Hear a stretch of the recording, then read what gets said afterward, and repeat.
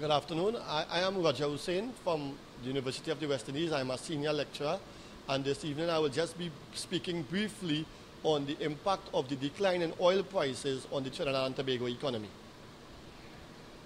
All right, great.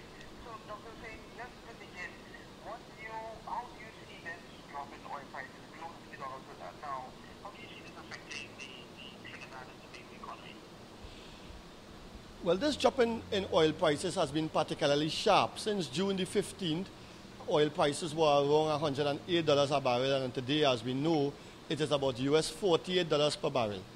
This will require the government to make some changes. It would need to make changes in its expenditure pattern, because this particular dip in oil prices is not likely to reverse itself as has happened in the past within a few months.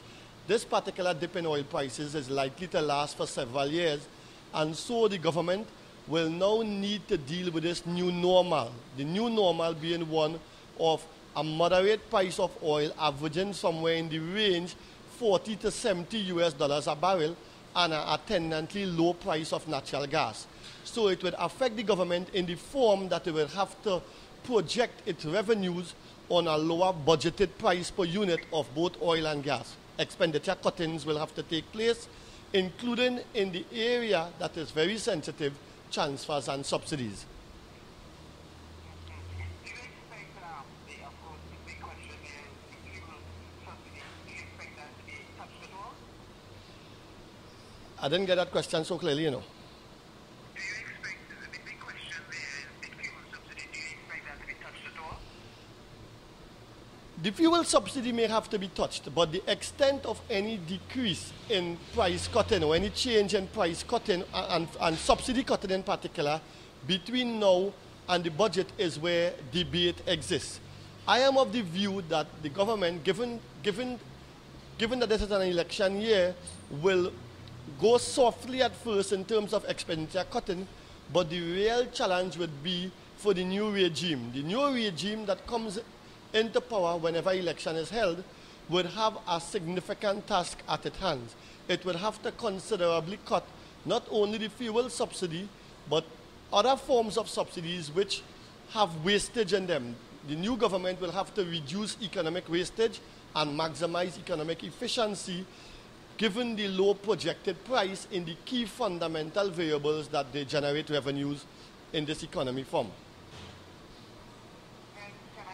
Can we expect some sort of cut or improvement in efficiency to various social programs, whether it's REPEP or aid or anything of the sort? You know, I have been reflecting on that, and one of the good things about this decrease in the price of oil, if one may use that phrase, good things, is that we are now forced, this country is now forced to really take a step backwards and look at the way we operate in terms of economic efficiency. We would need to revamp the entire CPEP program as we go forward, all these make work programs, all these massive amount of transfers, the lack of a proper relationship between wages and productivity, a lot of fundamental changes that we were pondering and were taking time in terms of changing. We would now have to make pronounced effort in a distinct, organized, systematic way so that over the medium-term period, most of these inefficiencies are weeded out of the economic system.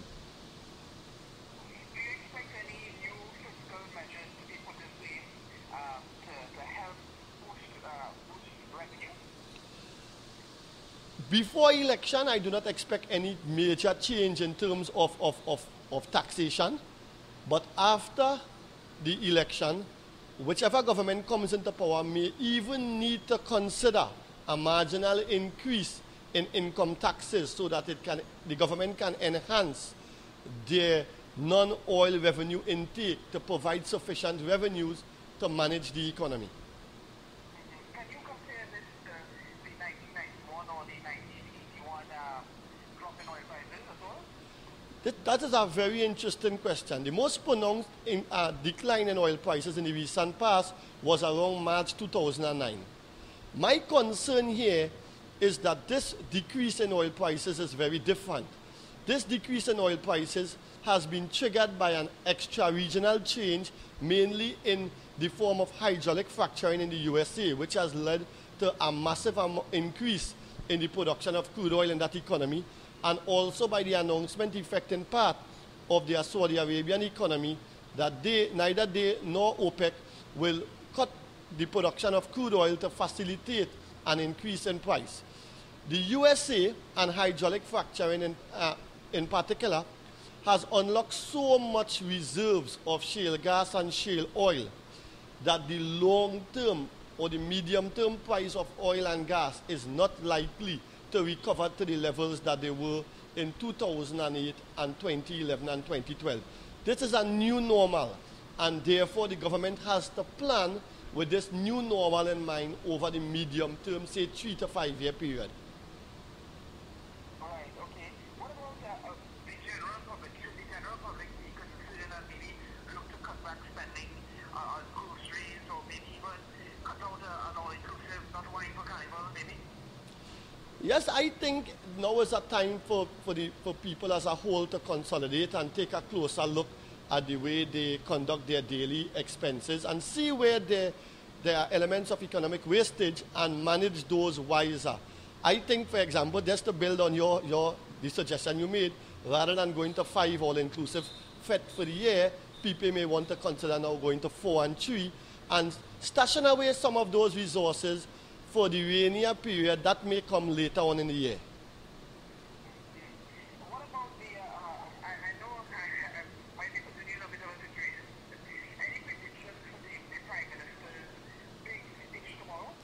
No, I wouldn't be in a position to comment on that at this point in time. All I would say is that I am grateful that the Prime Minister took the initiative and recognized the seriousness of this problem. And rather than have one of our ministers make this statement, she is leading from the front and is going to make this pronouncement to the nation, which I hope will act as an indicator of change and the extent of seriousness of the problem. All right, and one final thing. Do you think that this drop in oil prices and one of the results from it is so intricately linked to the politics and how we move it might be dangerous? For example, if subsidies are cut now, it might be dangerous later down the road? That is an interesting question. I am not a politician. I am just a normal, right-thinking citizen, and my normal, right-thinking citizen, also in my capacity as an economist, is that there are many, many people in this economy that want the long-term future of this economy to improve. And the Prime Minister may very well find, certainly people like myself, that it is in her interest to do the correct thing, and that the correct thing will influence a lot of the floating voters, a lot of the voters who vote on the basis of logic and on the basis of reason would support her making serious interventions once the interventions are transparent and across the board, so that cuts must not be at the same time going hand in hand with frilly expenses. All right, Dr. Hosein, thank you very much. You're welcome. Have a good evening.